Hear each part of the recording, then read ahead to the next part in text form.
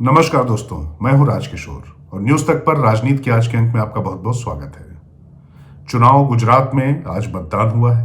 पहले चरण की 89 सीटों पर हुए मतदान में एक बात तो स्पष्ट तौर पर समझ में आ चुकी है कि वोट ढंग से पड़ा है। और दूसरी बात जो बिल्कुल क्लियर कट समझ में आ रही है कि चुनाव परंपरागत रूप से जैसे बीजेपी बनाम कांग्रेस होता था वैसा ही हुआ है। आम आदमी पार्टी का माहौल तो खूब बना, हवा तो खूब बनी, लेकिन जो वोट के लिए लाइनें लगती हैं, जो वहां पर स्टाल लगते हैं, वो पूरी तरीके से झाड़ू फिरी हुई थी आम आदमी पार्टी के स्टाल्स पे।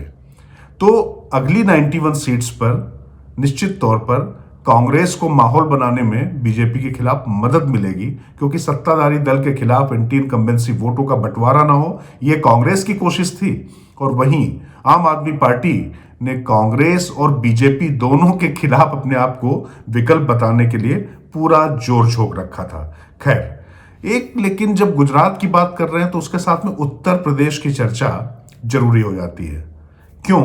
ये थोड़ा सा आगे आपको समझ में आएगा, क्योंकि एक ऐसा कॉमन फैक्टर है जो गुजरात में भी है और उत्तर प्रदेश में भी है।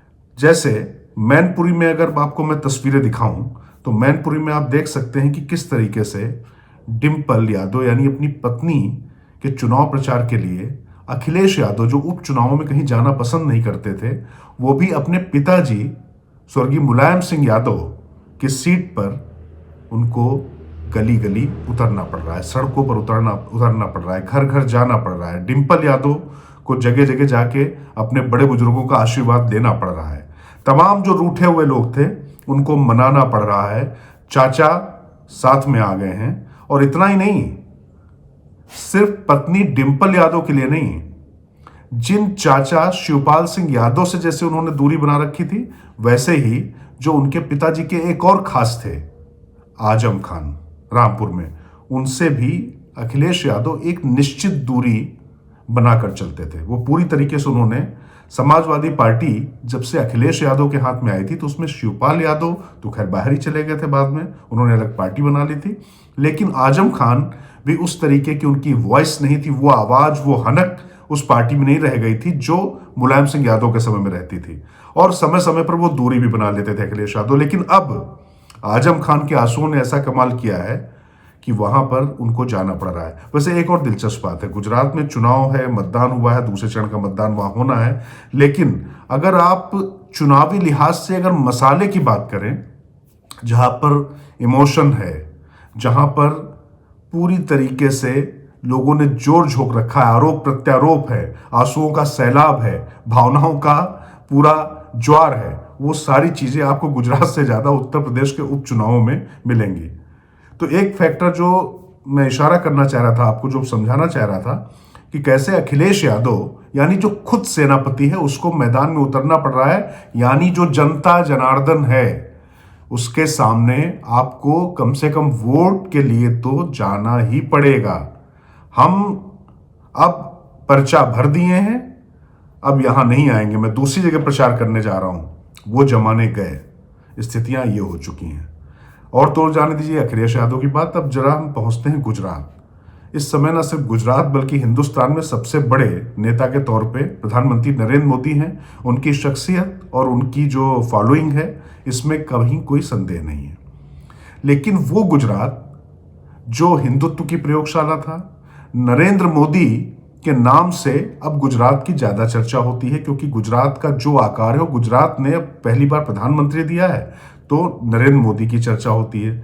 लेकिन वो नरेंद्र मोदी जो प्रधानमंत्री हैं, उनको भी मुख्यमंत्री रहते हुए जैसी मेहनत करनी पड़ रही थी, वो प्रधानमंत्री रहते हुए गुजरात में जनता के बीच में जाना पड़ रहा है। यही कॉमन फैक्टर है। कहने का मतलब है जो सेनापति है उसको जनता जनार्दन के सामने कम से कम वोट मांगने तो जाना पड़ रहा है। अब वो चुनाव जीतने के बाद कौन बनता है, कैसे व्यवहार होता है, वो अलग बात है, लेकिन चुनाव के समय इन लोग को आना पड़ा है। अब जरा गुजरात पे पहले चरण का मतदान हो गया है, तो शुरुआत में जो मैंने बात कही थी तो उस पे क्या संकेत हैं, उसके क्या नतीजे हैं। तो पहली बात तो देखिए ये है कि आमतौर पे माना जाता है, ये पुरानी जो परिपाटी थी कि अगर वोट ज्यादा पड़ रहा है तो उसको सत्ता विरोधी माना जाए, एंटी इनकम्बेंसी माना जाए। लेकिन पिछले तमाम चुनावों से यह बात बिल्कुल गलत साबित हुई, खासतौर से भारतीय जनता पार्टी के मामले में तो यह निश्चित तौर पर गलत साबित हुई है। भारतीय जनता पार्टी चुनाव तब हारती है जब वोटिंग परसेंटेज कम होता है, यानी बीजेपी का जो कमिटेड वोटर है वो जब घरों से नहीं निकलता है तब जाके बीजेपी को नुकसान ज्यादा होता है। बीजेपी का वोटर आमतौर पर माना जाता है कि दूसरे दलों की तरफ शिफ्ट ज्यादा होता है, प्रतिशत की अगर हम बात करें तो वो थोड़ा कम होता है।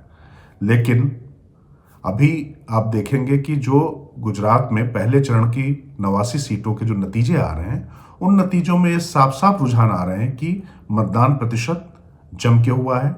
और एक और खास बात यह है कि जिस तरीके से आम आदमी पार्टी के बूथ जो वहां पर लगे हुए थे, स्टार लगे हुए थे हर बूथ पे, वो खाली दिखाई पड़े। तो जिस तरीके का माहौल मीडिया में था, जिस तरीके का माहौल सड़कों पर भी था, रैलियों में भी खूब लोग गए। ये नहीं कहा जा सकता है कि अरविंद केजरीवाल जब वहां जाते थे तो उनको कोई सुनने ना आ रहा हो, देखने ना आ रहा हो। अरविंद केजरीवाल ने खूब तालियां बटोरी और कब कस के हमले किए और ऐसा लगता था कि वो अपने आप को एक सशक्त विकल्प के तौर पर वहां पेश कर रहे हैं। कांग्रेस की तुलना में भारतीय जनता पार्टी के सामने उनका चुनाव ज्यादा मजबूत दिखाई पड़ रहा था। लेकिन जब मतदान की बारी आई तो जो गुजराती भाई हैं, जो बिजनेस कम्युनिटी है, पहले बहुत सारी चीजें चल रही थी कि हमको फ्री में कुछ नहीं चाहिए, वो सोच समझ के शांति, सुरक्षा, व्यवस्था और बिजनेस और कितना इन्वेस्टमेंट आ रहा है, इन सब चीजों के साथ साथ जो सबसे बड़ा फैक्टर मैं लगातार आपसे चर्चा कर रहा हूं कि इन सारे फैक्टर पे एक फैक्टर भारी पड़ जाता है, वो मोदी फैक्टर, कि हमने देश को अपना प्रधानमंत्री दिया हुआ है। गुजरात से देश का प्रधानमंत्री गया हुआ है जो विकास की नई इबारत लिख रहा है, जो उनके अपने विकास के नए प्रतिमान है वो गढ़ रहा है, और जो सशक्त और वैभवशाली भारत के साथ साथ में जो गर्वी गुजरात के इमोशन को पूरी तरीके से कैटर करते हैं। ये जो शब्द हैं ये सारे भारतीय जनता पार्टी और संघ परिवार के शब्द हैं, जिनको जनता के बीच में वो पेवस्त करने में बहुत सलीके से कामयाब रहे हैं। और अभी जो मतदान का जो प्रतिशत हुआ उससे एक चीज तो क्लियर हो गई है कि चुनाव परंपरागत रूप से बीजेपी बनाम कांग्रेस हुआ है। इसका मतलब यह है कि जो आगे 91 सीटों पर चुनाव होने वाला है, उन सीटों पर आम आदमी पार्टी के लिए वो मोमेंटम मेंटेन करना और मुश्किल हो जाएगा। वो इसलिए भी हो जाएगा क्योंकि एमसीडी के चुनाव दिल्ली में, और आम आदमी पार्टी के लिए दिल्ली के एमसीडी चुनाव गुजरात के विधानसभा चुनाव से कहीं ज्यादा महत्वपूर्ण है, क्योंकि एमसीडी में लगातार बीजेपी अजेय बनी हुई है कांग्रेस के समय से। इस बार माना जा रहा है कि मुकाबला बहुत कड़ा है। तो इस कड़े मुकाबले के दौरान गुजरात में ज्यादा ताकत झोंकी जाए या फिर एमसीडी चुनाव में, क्योंकि अगर एमसीडी का जो बजट है वो तमाम राज्यों की विधानसभाओं से ज्यादा है, और कई बार तो स्थिति ये होती है कि जो विधायक हैं दिल्ली के खुद, उनकी तुलना में एमसीडी के जो पार्षद हैं वो फाइनेंस या जो खर्च करने के लिहाज से वित्तीय मामलों में ज्यादा समृद्ध नजर आते हैं। तो जो डबल इंजन की सरकार जैसे बात करती है ना बीजेपी, वैसे ही दिल्ली में भी डबल इंजन की सरकार की बात चल रही है आम आदमी पार्टी की तरफ से, तो यहां पर भी उनको करना है। तो गुजरात में निश्चित तौर पर उसका फर्क पड़ेगा।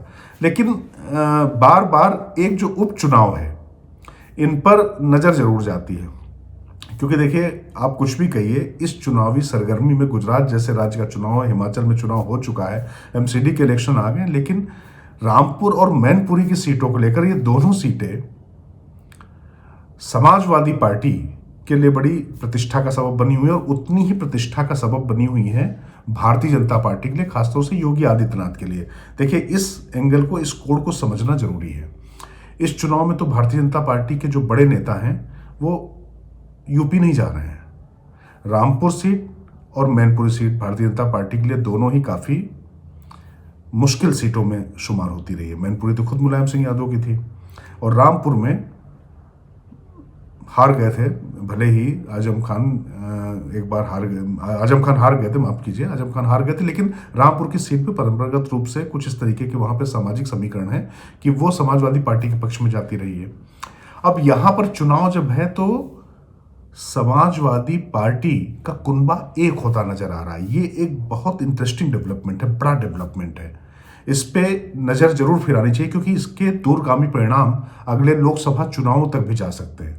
क्योंकि सपा बिखरी हुई थी, अभी चुनाव जब हुए तो उस समय शिवपाल अलग थे, आजम खान उस भूमिका में नहीं थे। हालांकि आजम खान को इस बार फिर भी अखिलेश ने तवज्जो दी थी, लेकिन उस भूमिका में नहीं थे, और वो जेल और अस्पताल के चक्कर लगाते आ रहे थे। अभी आजम खान जो रोए हैं और जिस तरीके से उनका आंसुओं का सैलाब बहा है, उन्होंने पता नहीं कितने जो भी, चूंकि जुबान उनकी पकड़ पाना बड़ा मुश्किल है, वो तंज भी कसते हैं, काफ़ी तीखा भी बोलते हैं और काफ़ी शायराना अंदाज भी हो जाता है, तो उनकी अपनी अलग शैली है।